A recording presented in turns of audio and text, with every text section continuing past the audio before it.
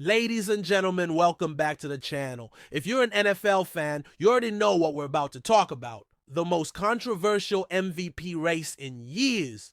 Josh Allen, the gunslinging, bulldozing quarterback of the Buffalo Bills, has finally won his first MVP award. But let's be honest, did he really deserve it? Or was this a slap in the face to Lamar Jackson, who carried the Ravens to an AFC best record? NFL fans are divided. Some say it's justice. Allen has been snubbed for years. Others, they're outraged, calling this the biggest MVP robbery since Drew Brees got snubbed multiple times. So let's break it down. We're diving deep into Josh Allen's MVP-worthy season, or was it? Lamar Jackson's case, was he the real MVP? Why Patrick Mahomes and Christian McCaffrey got ignored?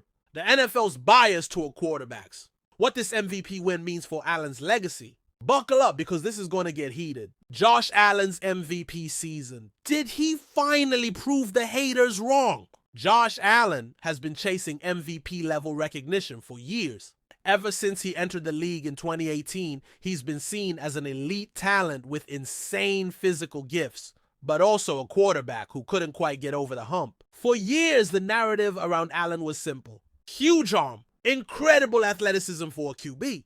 Can carry a team on his back. Too many turnovers. Inconsistent decision making. Not clutch when it matters most. So what changed in 2025? Allen's 2024-25 season stats. Passing yards, 4,725. Touchdowns, 39. Interceptions, 11. Rushing yards, 800 plus. Rushing TDs, 9. From a pure numbers standpoint, Allen had an absolute monster season. He was dominant, putting up video game-like stats while carrying the Bills' offense. He made impossible throws look effortless. He ran over defenders like a linebacker.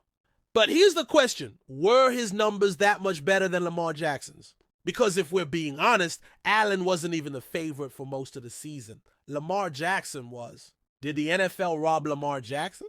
This is where things get messy. Lamar Jackson did everything you'd want from an MVP. He wasn't just playing at an elite level, he was dominating. He led the Baltimore Ravens to the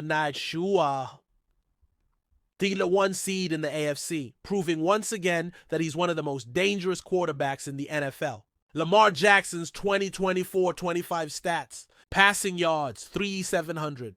Touchdowns, 32. Interceptions, 7. Rushing yards, 1,200 plus. Rushing TDs, 10. Do you see the problem? Lamar didn't just play well. He was a human highlight reel. He led comeback wins. He embarrassed defenses with jaw-dropping plays. He did things no other QB in the league could do. And yet somehow, he didn't win MVP. So why did the NFL pick Allen over Lamar? 1. Narrative bias. The NFL loves a good story. Allen had never won MVP before, and this was his turn.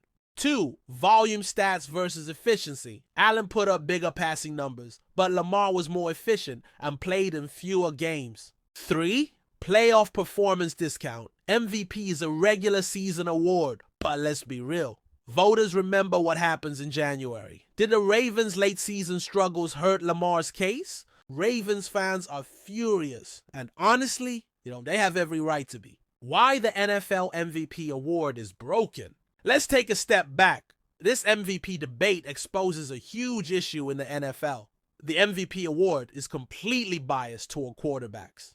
Think about it. Since 2007, every single MVP has been a quarterback. Running backs, receivers, and defensive players completely ignored. Even when non-QBs have historic seasons, they get pushed aside. So let's talk about Christian McCaffrey, who might have been the best player in the league this year. Why Christian McCaffrey should have been MVP? If the MVP was truly about the most valuable player, why was Christian McCaffrey not even a top 3 finalist? CMC's insane season. Rushing yards, 1,800 plus. Receiving yards, 750 plus.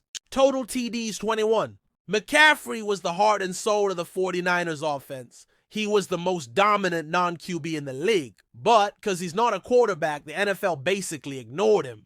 This is why the MVP award feels meaningless sometimes. It's just a QB popularity contest. Patrick Mahomes, the MVP king who got ignored. And what about Patrick Mahomes? The dude is still the best quarterback in the world. Even in a down year, he put up elite numbers and carried a flawed Chiefs offense to another deep playoff run. So why wasn't Mahomes even in the MVP conversation? Voter fatigue. People are tired of voting for him. Sky-high expectations. When Mahomes throws for 4,500 yards, we just say, meh. Lack of star WRs. His stats dipped because the Chiefs' receiving core was garbage. Let's be real. If Mahomes played on the Bills or Ravens, he probably wins MVP again. What this MVP win means for Josh Allen's legacy. Now that Allen has finally won MVP, the expectations are higher than ever. Because guess what? No one cares about regular season MVPs if you don't win a Super Bowl. Ask Dan Marino, no rings. Matt Ryan, MVP, but lost the Super Bowl.